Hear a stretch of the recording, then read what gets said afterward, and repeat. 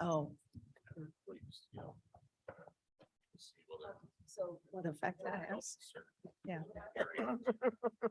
I get that. Donuts are a staple of life. I was waiting, I was like, traveling tour. Did you go see it? Donuts, where's the cider? You know, bring it on. Dang. Oh, see, I do.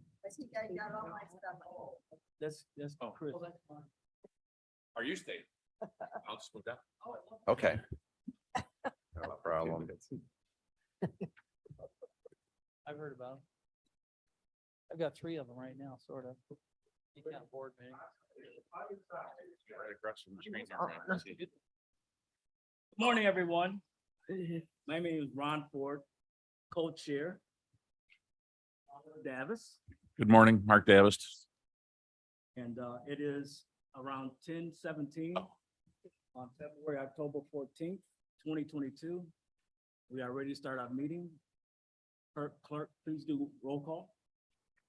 Iqbal, Iqbal present. Hopi,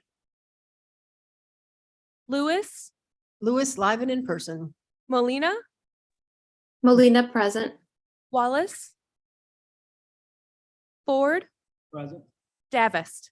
Davis here. We have quorum. Let the record reflect that my co-chair is recognizing October Breast Cancer Awareness Month with the Yes, thing. I am. And Very nice. I actually lost a sister-in-law. You get the band, you got the shirt. I went the other way, Halloween. Okay, that's next. So- That's so next. kinda- All right, so next is our approval of minutes from September 16th. So moved. Motion, Second, second. Any questions or comments? Seeing none, roll call, please. Vote. Mr. Chair, we need your mic. Oh. I thought I was loud enough on my own. I'm told that at home. I thought it worked here. Sorry. Iqbal, Iqbal, yes. Kopi, Lewis, Lewis, yes. Molina, Molina, yes. Wallace, Ford, Yes. Davist. Davis, yes. Yes. All right, now moving on to item 3, our Office of Community Reinvestment, Workforce Development. I believe Scott may be online. Yes, good morning, Chairman Ford. This is Scott Berger. Good morning. In your packet, you'll find 2 reports. On page 4, you'll find our Workforce Innovation and Opportunity Act report regarding our 21 grant. This is a grant of just over 6.5 million. Maria Gonzalez, our financial manager, has captured our obligations, our projections, as well as our direct training expenses, all of which are in compliance with federal and state standards. And then on page 5, you'll find our Trade Adjustment Assistance Grant report, which reflects the activity that's occurred under that award as well.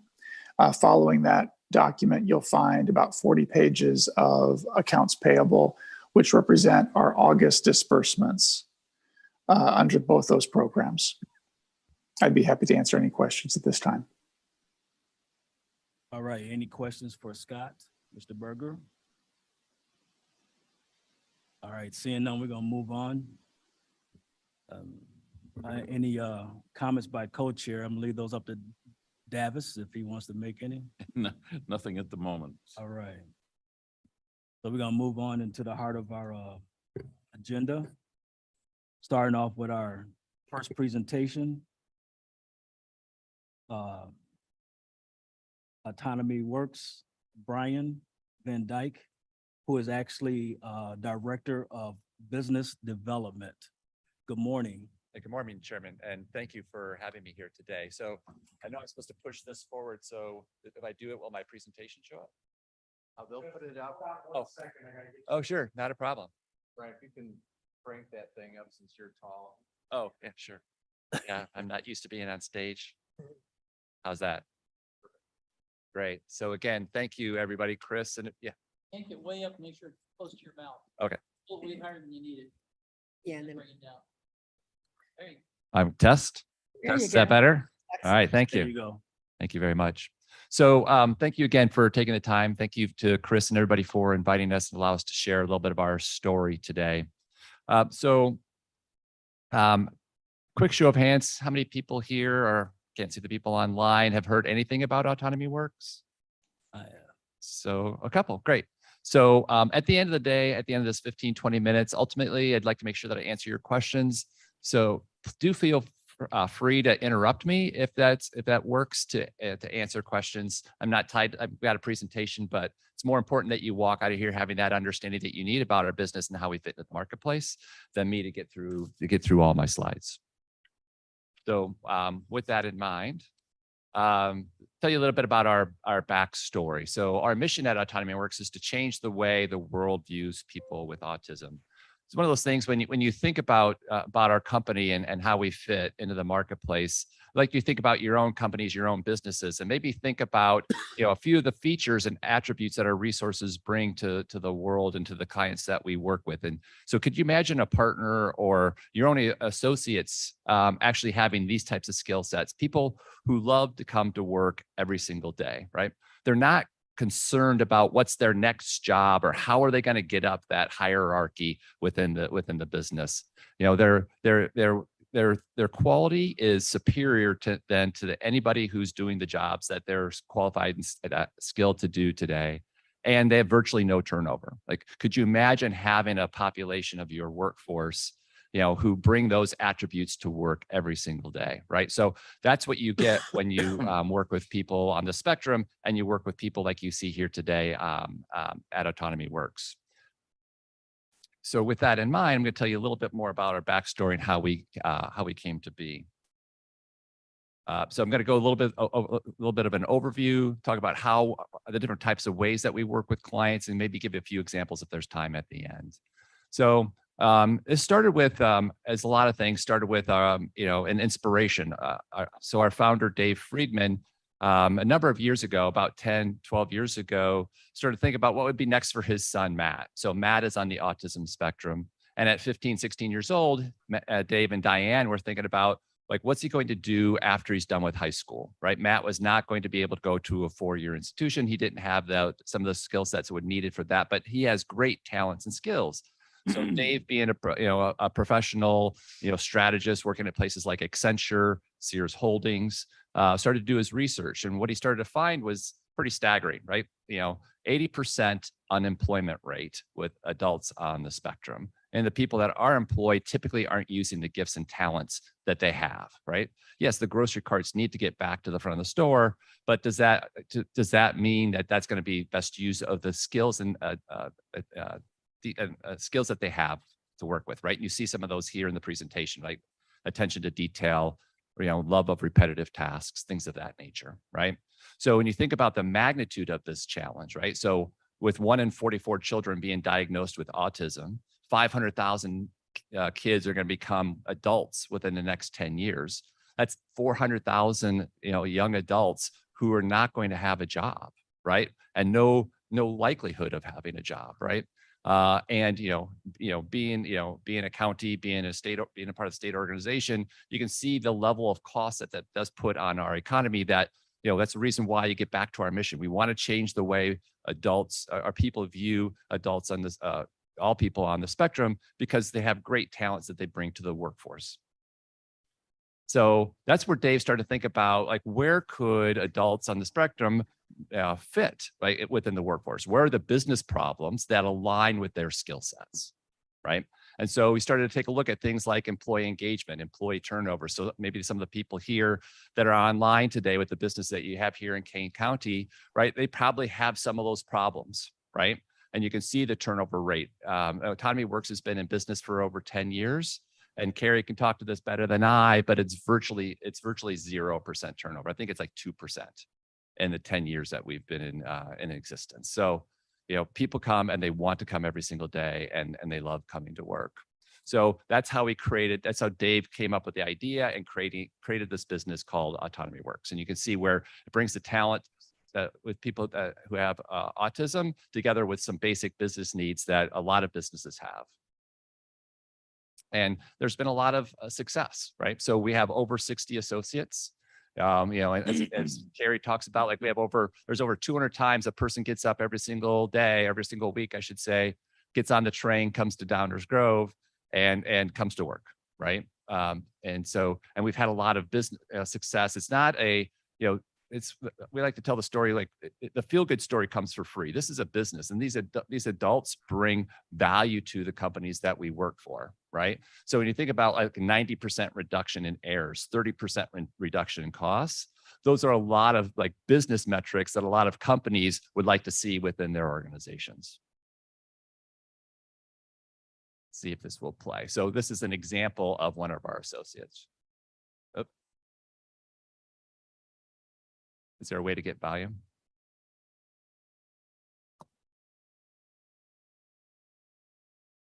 Thank you.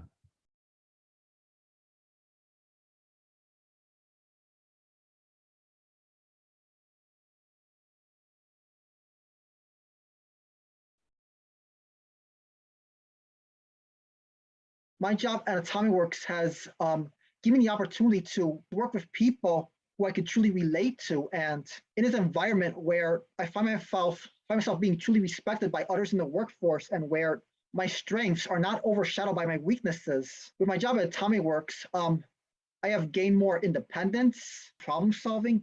I have learned how to figure things out on my own. I've learned how to figure out solutions to problems more independently without having to depend on others to find solutions for me. I've also developed new skills in communication. I've learned how to communicate more politely with others without using words that may sound offensive to them. And I've also learned how to make my explanations more detailed, at the same time make them as brief as possible despite. And having a job has also given me the ability to support myself financially without having to depend on others to support me. And in addition, I've been able to help my family pay for whatever needs that they may need help paying for. And that makes me feel really good.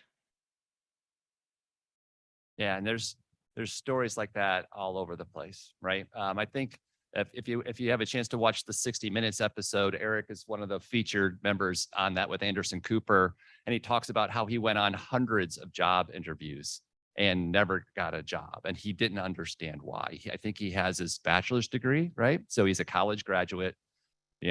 Obviously you can see a very personable, thoughtful person, and he had no idea why he wasn't getting any of these jobs that he was applying for. So, and just one of many success stories that we have at Autonomy Works. So let's talk a little bit about how we fit into the marketplace. There's 3 ways that we work and engage with clients. I'll focus on the center column first, because that's the largest part of how we work with our clients. So we're like a business process outsourcing company. So if you're familiar with that term, so there's a lot of jobs that are sent offshore today for a lot of business reasons, right? So we tend to compete with a lot of offshore companies where it is tasks that are done repetitively, right? Where attention to detail and quality are critical to those elements. And we work with our clients to identify jobs and tasks and activities that are within their workforce today. And they outsource that work. For this type of work, it's done at our Downers Grove facility, where we have a team of where 80% of the team is made up of adults on the spectrum, and we do have some other associates that are there to provide support to make sure that we're working with our clients and meeting all of their expectations. But more and more of the work as we grow on and learn and grow is being applied to our associates. So it's our goal to continue to minimize the number of neurotypical adults we have within our team. So that's the first way that we work. The second way that we work is the Suncast example. So that's a partnership model where we actually go on site and we actually take a set of tasks and activities. So I'll just because I know time is of the essence here, so I'll just give you the case study here, which is they brought us on, and Suncast is a plastic injection molding type company. They do outdoor type furniture like sheds and things of that nature, and we do their pick, pack, ship. right? And they had a business problem. The business problem was they had a lot of their sheds being returned to their to the Costco or whoever was selling it, to the Ace Hardware, because the parts and the packaging didn't match with what it was on the instructions, right? So people were not able to actually build their sheds and finish their sheds. That's not a really good experience when you get that home. It's not a small thing, and you're halfway through and you realize you don't have all the parts. You have to pack that whole big thing up and go back to Costco and say, I want my money back, or I need a different one. They actually were having to hire more, like 4 or 5 more customer service representatives to handle all the inbound calls that they were getting because of the amount of products that were going out that were not complete or being able to be completed. So they brought us in. Carrie worked with their engineering team to come up with new ways to build the packaging material. And we brought our teams on board, and they've been intricate in helping us work together with them to drive a superior product out the door to their clients. And as a matter of fact, Carrie was just telling me, was talking with the client the other day, that Costco has just named Suncast one of their 12 premier partners, or partnerships of partners of the year. And one of the reasons why that's taking place is because of the partnership that they have with Autonomy Works. So it's a great success story for Suncast, for Autonomy Works, and in this case, for Suncast's client, Costco. The third way that we work is through more of a consulting model, which is, again, our mission, part of our mission is to try and create 10,000 jobs for adults on the spectrum. Now, that doesn't mean Autonomy Works is going to be 10,000 people.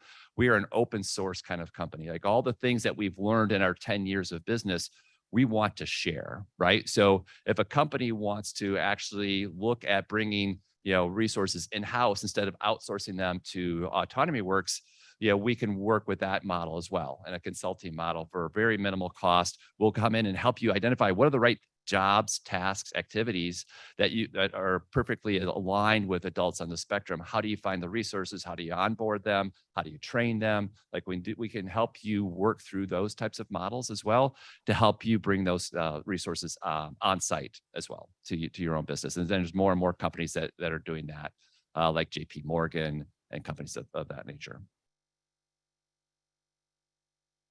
And we work in many different ways, but again, a lot of the places that we focus on are things like data management, transaction processing, quality assurance. You can see the information here. I know I'm to be cognizant of the time.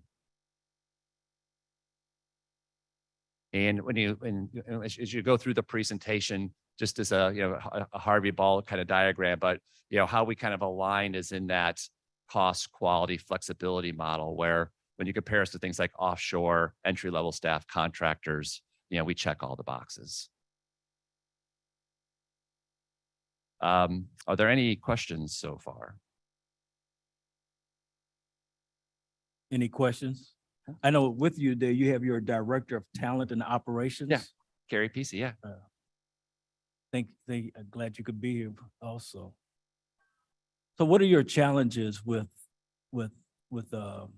the organization? Yeah, I'd say there are 2 primarily. One is word of mouth. So we are very appreciative that you were allowed us to be here today. Just the opportunity to come out and tell our story. I mean, you can see here on this slide the 60 Minutes logo in the corner. Like, we did have that opportunity where Anderson Cooper actually came to our facilities in Downers Grove, and that drove a lot of awareness and inbound calls, which led to some jobs. But the more awareness we can get out there is only going to help spread that story. That's 1. 2 is the harder, which is maybe even the harder part, is everybody loves to hear the story.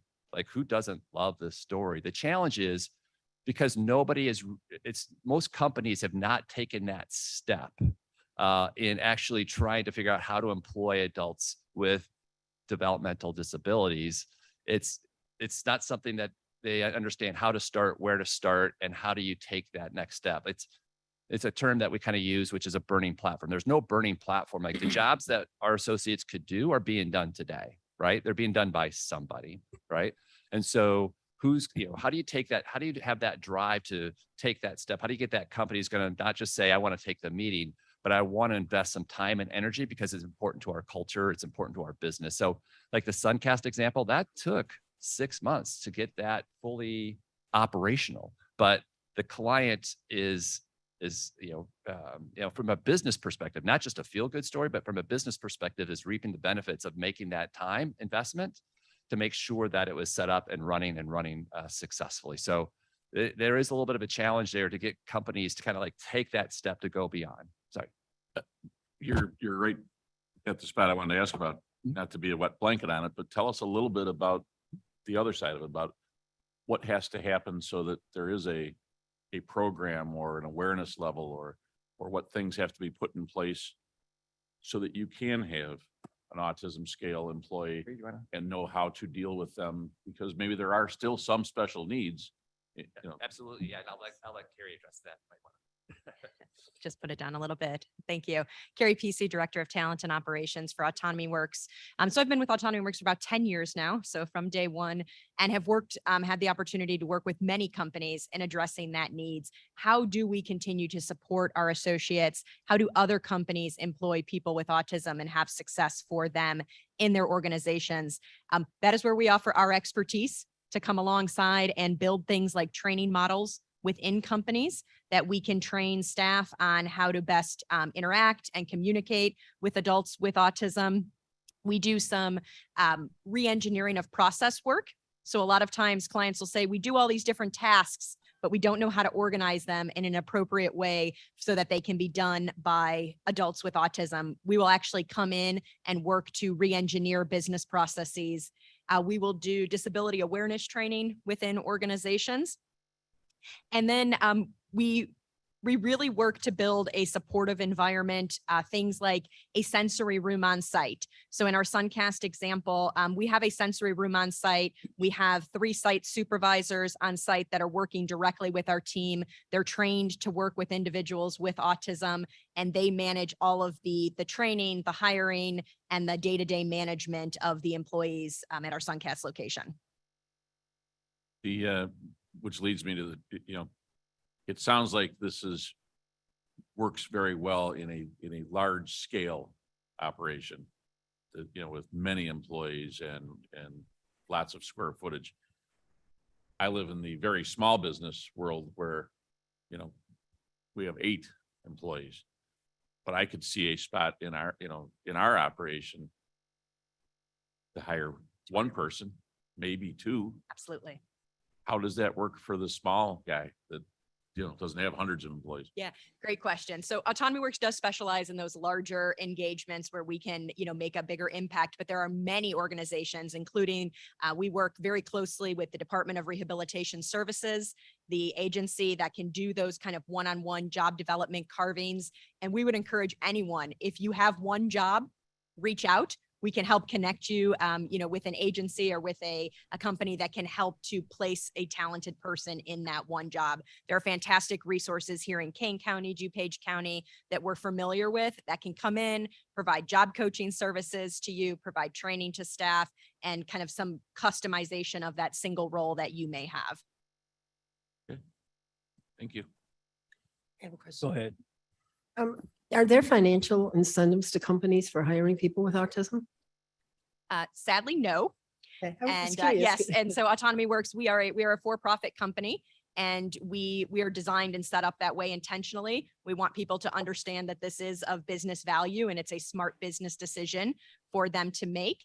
There are some tax incentive credits that companies can pursue. My understanding of those that the wait lists are pretty long, or that there's years of delay in those. But in working with Autonomy Works, we see other financial benefits with the addition of improved efficiency, lower turnover, costs like that, but no direct cost saving benefits. I mean, I understand that, but I'm thinking like to put in a sense where you would do some of those things, there should be some, We agree with you. Okay, thank you.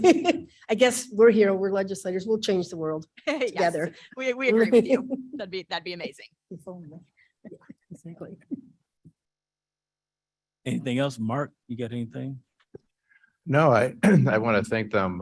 We stumbled across Autism Works through a post we saw about their work being featured in, I forget which magazine, some manufacturing magazine. Wayfair, thank you. I've heard of Wayfair. Spotlighted Suncast and their work. And as we are becoming aware of both the shortage in workers that our manufacturers are having and this level of success with the local company right here in Batavia. It seemed natural to give them a platform and then to continue to develop the relationship to see how we can have more of our manufacturers and companies aware of their services, as well as I think your answer to the one-on-one company, but basically queued up our next guest perfectly. But there's a lot of resources for filling positions. But more importantly than that is their mission in order to have people in our community have access to jobs and joy of going to work and either being independent or contributing to their support. And that helps everyone. So appreciate your presentation and that they were willing to come this morning. And again, this is, I'm going to get the name wrong, but Autonomy Works. Autonomy Works, but it's officially Disabilities Month as well as Manufacturing Month. So the October, two yes. are Okay. nicely combined. This morning. Also, I see that we have a 8-Ball online that has a question. 8-Ball. Yeah, thank you, Mr. Chairman. Yeah, I have a question. I recall watching that 60-minute, and it was a very good program. And one thing I learned from there was that the autistic people are in good demand. Companies are having a very good response to hiring them. But one of the questions that general public has is how to deal with an autistic person. I'll give you an example. I go door to door for my canvassing, and one door said, "Don't knock on the door, there's an autistic child in there," because I understand they take the stimulus differently and they get alerted, and we don't know how to handle them. So how do you convince employers for such situation? That's a great question. Thank you very much for that. I think it is important that if you walk away from today's presentation, you not only understand that people with autism have skills and talents, but that autism is a spectrum. And there are some individuals on the spectrum that require one-on-one support to be independent or to be functioning. And then there are other individuals that are ready for the workplace and they're ready to contribute in a more competitive environment.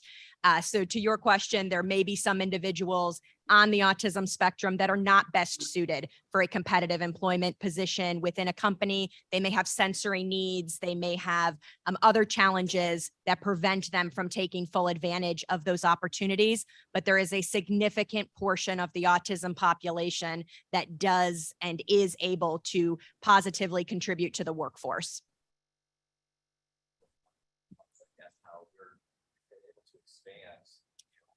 Yeah, absolutely. So at Suncast, that's a great example. We do have individuals that have some support needs there, but we have a team of 25 and we're growing to 40 manufacturing associates there in the next 6 months. And these individuals are doing very routine, but very important kitting and parts assembly jobs. Yeah, we do have some people that are nonverbal. We're using communication techniques with them that have pictures. So they're able to do the jobs. They just need some small modifications in order to be successful. Wow.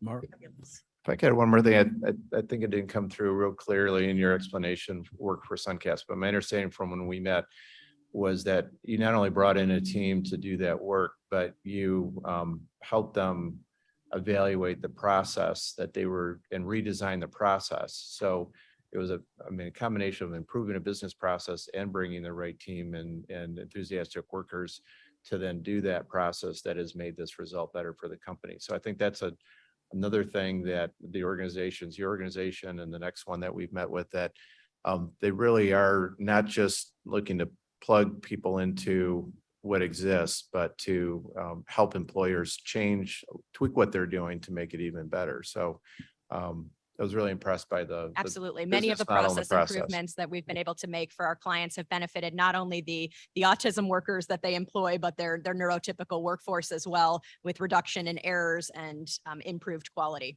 and efficiency. Impressive. Any other questions?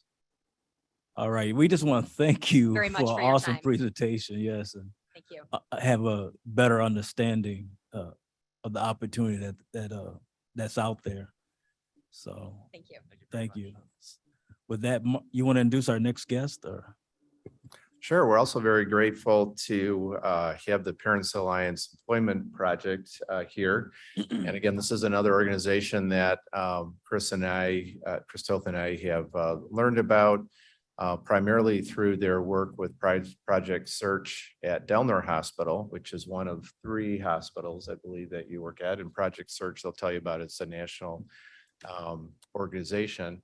But also they're based out of DuPage County, and they do a lot of great programs and work in DuPage County. So very grateful for the work they're doing in our community, and grateful for them attending today as well. A little bit different model, which you'll hear, and I'm sure they'll tell you all about it. So thank you.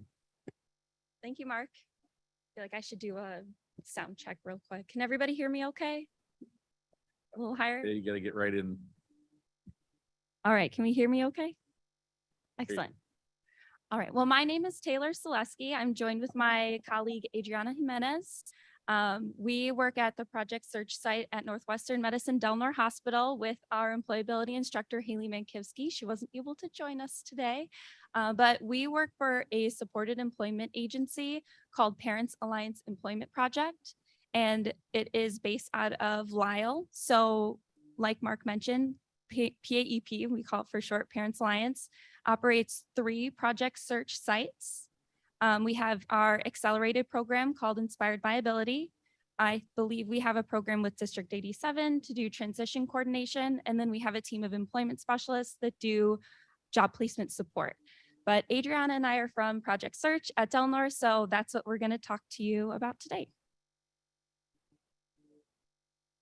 So I want to give you a brief history of the Project Search program. Oftentimes I tell people about Project Search and they're like, oh my gosh, is that new? That's so cool. And it is so cool. But the Project Search program was founded in 1996 by Aaron Riley, pictured on the right, and Susie Rutkowski on the left. And they started the program in Cincinnati, Ohio at the Children's Hospital. And so Aaron was the emergency department director, and she saw a very high turnover in her department.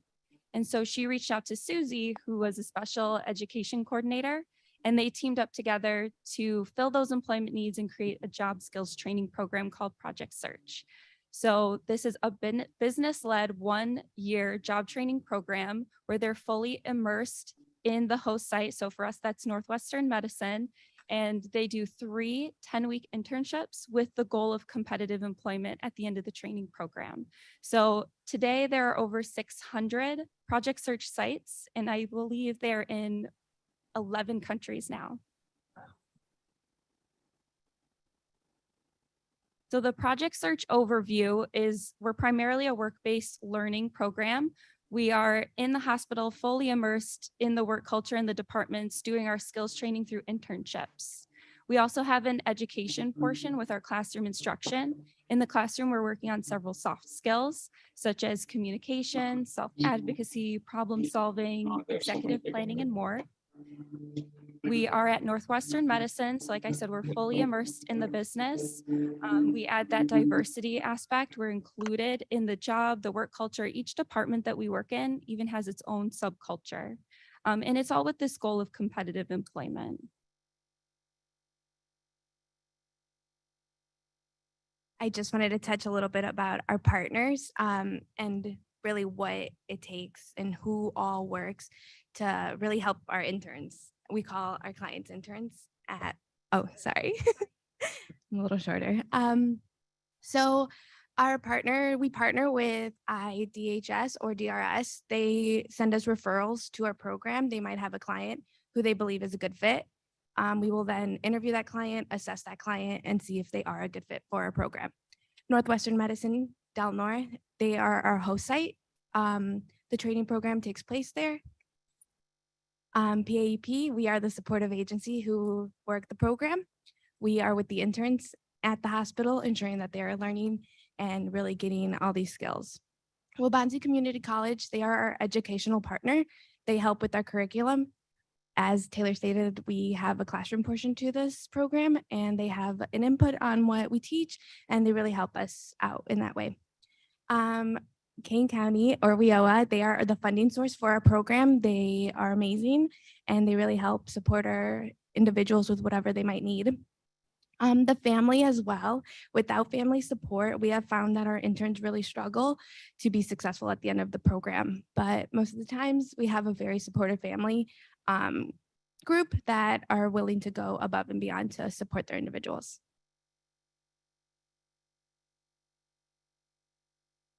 So our training program at Del Nor Hospital is a 9-month program. We start every year after Labor Day weekend. The first 2 weeks of the program are the orientation phase. Our interns are learning how to navigate the hospital. They're getting badged so they can have access throughout the facility. And they're learning things like infection control standards, chemical safety, things that most hired employees would learn. And then in those first 2 weeks, they are sitting down on a computer and we're submitting applications to our first internship to the department managers. We have approximately 20 internships throughout the hospital currently.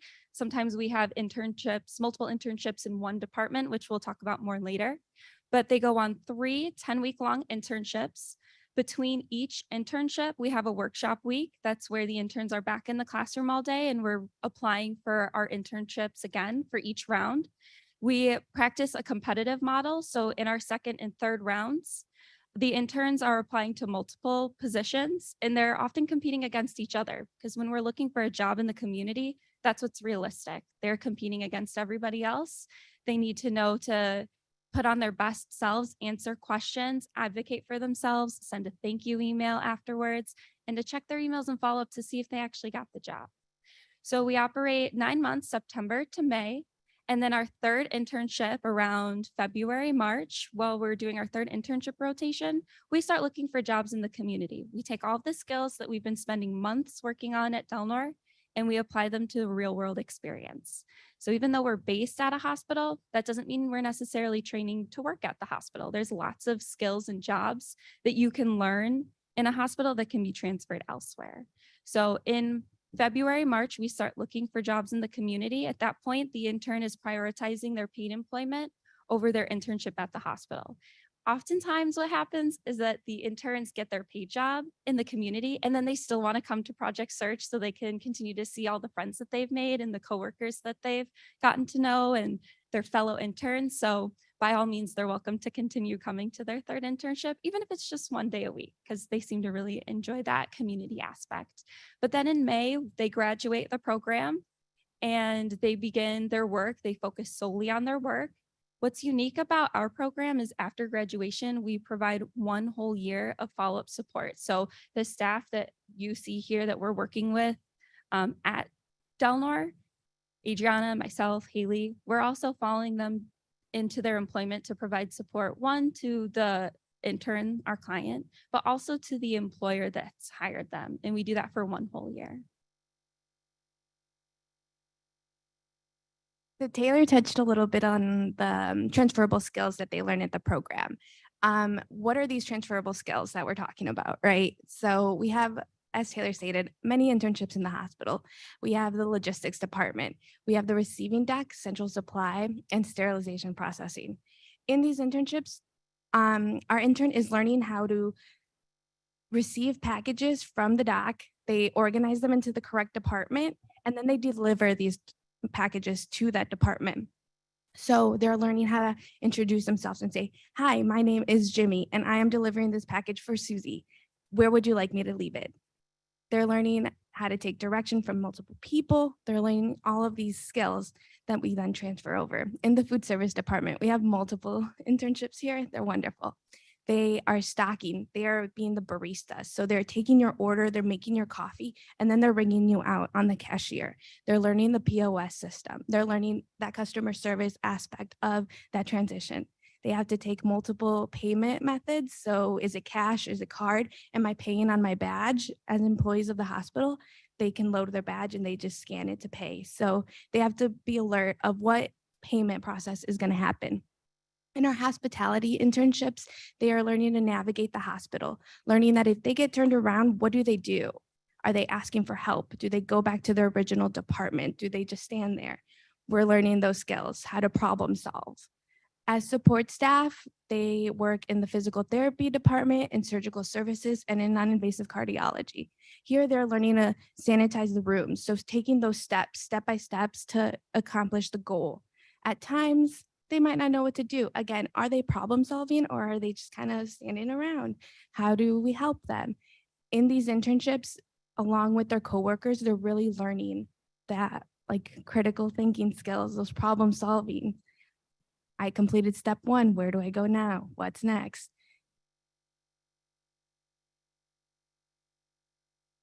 So as staff, everything we do is based off of systematic instruction. So with each 10-week internship rotation, the interns are monitored daily. For the first several weeks, we are collecting data on the interns every single day. And in the second half of their internship, we're collecting data about 2 to 3 times per week. So on the screen, you're going to see an example of the data sheet that we use every single day. I just turned in my week's worth of data to Haley this morning, so I got to check that off my to-do list.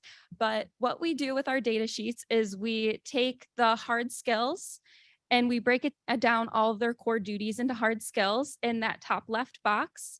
And then we score them based off of level of prompting. So physical prompting means I literally had to hold their hand and complete the task. M is modeling. It means that I had to demonstrate how to complete the task. V is a verbal prompt. I told them. G, gestural. Maybe I just pointed to a little reminder. And plus is completely independent. So realistically, in their first few weeks of their internship, they're going to get a lot of M's, V's, G's. They're still learning. We're showing them a lot of how to do it. But hopefully by the end of their internship, they have more pluses. They have more independence, and that shows our growth. It shows what we need to work on. We are also looking at their soft skills, and that's their work performance. Do they have good relations with their coworkers? Are they taking initiative? Are they able to transition from one task to the next without any prompting? Are they able to show up to work every day with the correct uniform? Simple things like that. And we're scoring them plus or minus what's expected or unexpected. Did they meet that expectation for the day? We also have the department managers fill out evaluations, so we get their perspective. That's really valuable when we're learning how to become a functional worker in our community. And then twice per internship, we are meeting with the interns and their families for our employment planning meetings. These are like our progress meetings. So we take all of the data that we've been collecting, and that's all graphed. So we have quantifiable data that we can use to see what we need to work on and what aspects are we missing so that we can become more independent. So we use this systematic instruction to identify certain patterns to determine what kind of supports need to be put in place. So if there's a certain task where this intern still requires a lot of verbal and gestural prompting, but everything else is independent, maybe we need to accommodate that task in some way, shape, or form to help them become independent. And that's what Adriana is going to talk about next. So our reasonable accommodations. What is a reasonable accommodation? It could be anything. It could be a visual. It could be equipment and adaptations. It could be a checklist or a schedule. And of course, us job coaches, we provide that one-on-one support in the paid employment phase. We will follow up with the manager. We will check in with our client. We accommodate the job as early as stated. Sometimes our individuals can't perform the entire job completely. It happens. What we do then is we look at the job and we try to assess the need. So we'll work with the employer and we'll discuss what really mattered, what absolutely needs to get done, and we will help our client achieve that goal. So whether we break up the day, we change the times that it gets done, we work with the employer very closely to ensure that our individual is able to complete the job. These resources are completely free to the employer. We receive our funding from our grant, and we are able to go into the business and support our client. So one thing to note that as job coaches, we don't provide the training. We are there to bridge the gap. So bridge the gap from the training to our client to ensure that they're understanding what their responsibilities are. We always ask employers to come into orientation or those first 2 weeks of the job to ensure that we're able to assess that our client is successful working there and that our employer is happy. Many times we'll work with an employer who really liked the outcome of our client, and then they'll ask us for more. So they'll talk to us, do you have more people that can do this, that can come in and help us out? And that's where we come in place. And we're just happy to help our clients be successful.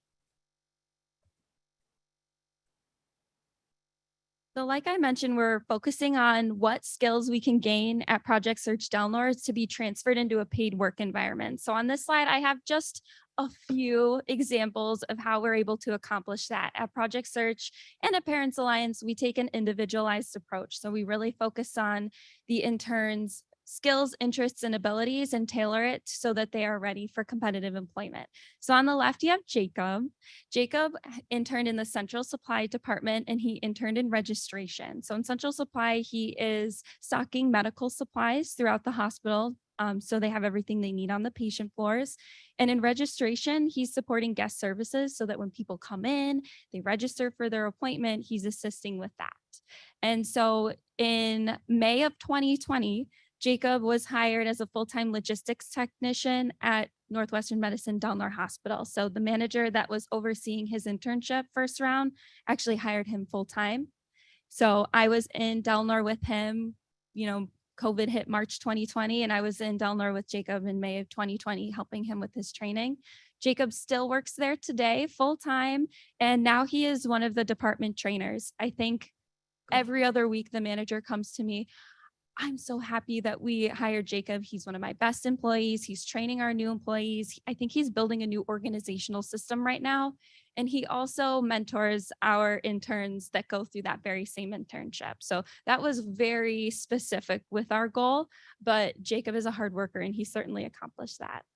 In the middle, I have Jordan. Jordan's internships were with the barista counter. We have a Starbucks at Delnor, so she was learning those multitasking skills, customer service, using the point of sale system and completing the beverages. You can see her pictured at the cash register. And similar to Jacob, she worked at registration, so she was focusing on problem solving and executive planning and communication. And Jordan is a cashier at Jewel now.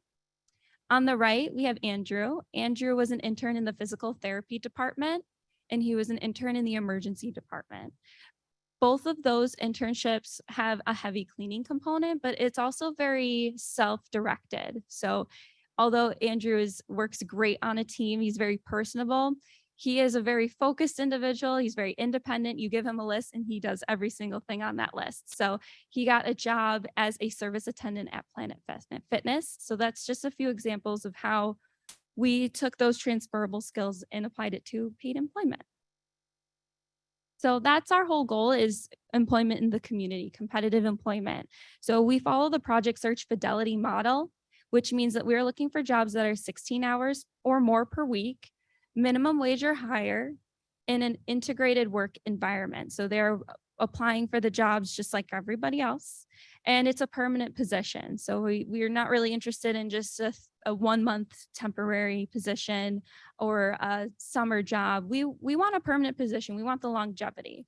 Sometimes we've explored temp to hire positions, but you'll find as you work with people with disabilities, they're pretty consistent and they like the routine and the longevity. So like I mentioned earlier, in the new year, about February and March, we start the job development phase. We take that individualized approach. So if I have an intern that wants to work at a gym and he lives in Aurora, I'm looking at gyms in Aurora. I'm not applying for jobs in Elgin. That wouldn't make sense. So we have about 10 to 12 applicants per year. So we have 10 to 12 individuals every winter that are looking for jobs. Sometimes it takes months, sometimes it takes a few weeks. And we're looking to fill employment in the Kane County and surrounding areas. And like Adriana mentioned earlier, there's a supported employment component. So although we focus heavily on supporting our interns in their paid employment, we're also a resource to the employer. And we want the employers to use us as that resource. We have 1 whole year of follow-up that we can provide where we're supporting the individual who was hired and the employer. So if an employer comes to me and says, hey, Joe keeps forgetting this one part of his task, how do we help him? And I look at the checklist I made him and it's out of date and it doesn't have that one step on it, I'll print you a new checklist and we can assess and problem solve in those areas.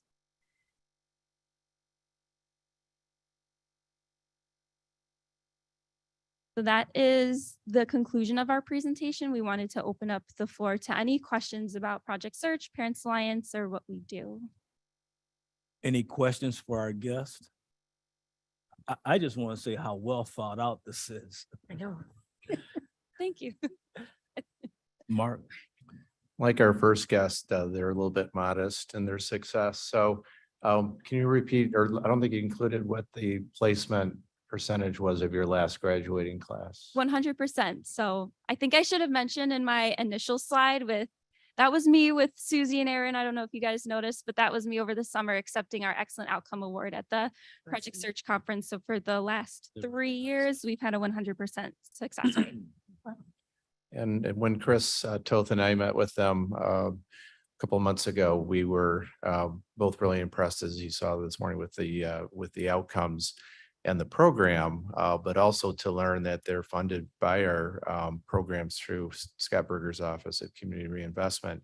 And they had nothing but great things to say about Scott Berger and his team working with them and at one of our local hospitals. So another success story to promote.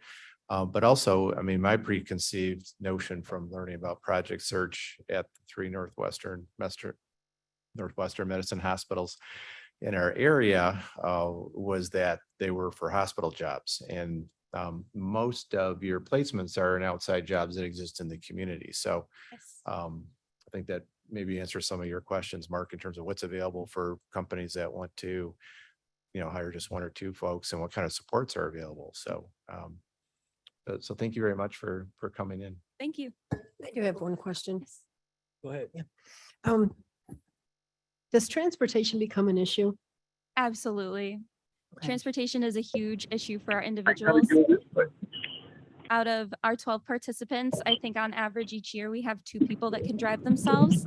Otherwise, they rely on their family for transportation or the ride and cane system. We're very grateful for the paratransit ride and cane system, but sometimes our interns are waiting an hour or they show up late, or we have 3 people from Aurora who live in 1 block radius of each other, and somehow they end up on different buses most days, even though they live in 1 mile from each other. So Wow.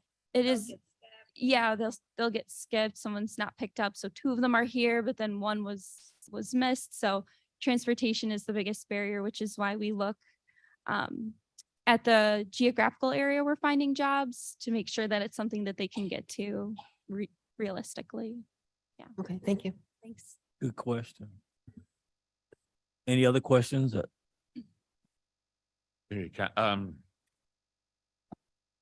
Your point about when I heard, hospital jobs, it was eye-opening to see, especially when you broke it down with the slide that said, this is really looks like food service and this is hospitality. That was a good part of the presentation. As I get older and my view of the world becomes more jaded, every once in a while, people like you guys come along, and it's very refreshing to know that there's, generations coming behind me that care and are doing really great work like this. Yes, it is. So thank you all for that. I see a problem for, like I said before, in our country, more jobs are created by small business than by the Fortune 500 or even Fortune 1000. Somehow we need to find a way, and I think, you already alluded to, there are companies that can help with smaller ones. Keep doing what you're doing collectively, and those of us that sit in government roles, I think this one's going to take higher up the ladder than us, probably, to really be, have more impact. But we have to find a way to connect the folks that you're helping with the mom and pop, small business world out there, which hopefully could help on that transportation issue, because you can put them in places that are near where they live. I don't know exactly what that will take. Some courage perhaps from state and federal legislators to have incentive programs or grants, or just to continue to educate people, to communicate this to people that there's a big part of our population that want to work. Yes. Thank goodness in this, and we're not doing enough to help them. But so I do want to say that Brighter minds than me will hopefully figure out a way to get it down, to get it, keep delivering it to the even smaller Yes. businesses. and we do want to work with small businesses. I think a lot of times some of the big conglomerates have the miscellaneous funds to take a chance on one of our hires, but we would love nothing more than to work more closely with the small businesses in our community. Adriana's from Aurora. I grew up in Geneva. Like, this is where we're from. This is our home. So we're very familiar with a lot of the small businesses in our community. I think sometimes there's a little bit of the unknown aspect of what it's like to hire someone with a disability. And for those individuals, we would love to have a more one-on-one conversation to see how we can support your hiring needs and kind of alleviate some of those questions. But yes. Somebody call Julie Mann, tell her you got another story for her. There you go. That's a good So idea. We much. need to get these in our We can start with Kane County Connects. County Help tell the Connects. story. Yes. We do. Well, we just want to thank you for both our presenters today. I don't know if you got anything else, Mark? Not in regards to that. We got a couple staff updates, but we can be brief on those. So you could only bring us 2 great presentations in one day. That's it. Thank you, Mark. We're going to go ahead with our staff updates. Sure. So for one staff update, so I don't forget it, one of the other organizations I know the county board is very familiar with, which also does a lot of great work with placing folks with disabilities, is the Association for Individual Development. And at the very end of the agenda, we've got their hiring event, which is just coming up on October 19th, so real soon. At the Santori Library, you can see that PAEP is one of the partners involved with that in terms of hosting the event along with AID. But just wanted to point that out. And it's, again, I know the county board is very familiar with AID and their work, but we have other partners. Part of the other reason for having these 2 guests is they primarily, started in DuPage County. And so we're appreciative that Project Search is out at Delner now, and want to look for opportunities to help our employers and businesses know of these resources and help encourage their growth into Kane County and our communities. So with that, we have a couple of brief staff updates. One is just an update. I think Chris Toth mentioned last month that we were really pleased to be awarded one of the state of Illinois RISE planning grants for economic development. We're, in that stage between learning that we got the award and submitting risk assessments and getting to the point where we actually have a signed grant agreement so we can actually move ahead. One of our first steps is going to be doing a RFQ in order to hire a consultant to do this work. We're also working with Madam Chairman and to let you all know, we're going to be working on collecting names and seating Economic Development Council to help guide that work. But we're certainly going to need the input from all the many great organizations, chambers of commerce and municipalities and groups that comprise our businesses, from small business to Fortune 500 companies in Kane County, to give input. I think Chairman Ford, you said it best in terms of people ask what it's going to look like, and you ask them in turn, what do you think it should look like? And that's really the approach we want to take on developing this economic development plan and strategy for Kane County's needs. And Chris Toth had to step out to get things ready for our roundtable luncheon, but he's going to be primarily heading up this project on the grant with that. The other one I'll touch briefly on is our involvement with the regional effort. You may be aware there's a resolution that is going through the county board process. I guess it's going to be now on the November county board agenda for support of the regional effort and in principle, as well as financial support. And the other counties are doing similar resolutions in order to coalesce the regional effort, which happy to answer any questions, but primarily in concept, it's that World Business Chicago would be staffing up and doing as a central regional services and efforts on behalf of the counties. And part of that in exchange is that our outlying county accessibility to the global partners and global initiatives that they are already involved in. And we've already had a couple of good outcomes from that in terms of World Business Chicago contacting Chris Toth and I, and us being able to bring businesses when there's in one case, it was a German delegation interested in agriculture and technology innovation to be part of that. And you can see in the news, the soybean deal with Taiwan and other things that we normally were completely outside, not having the resources to be involved internally to be shared.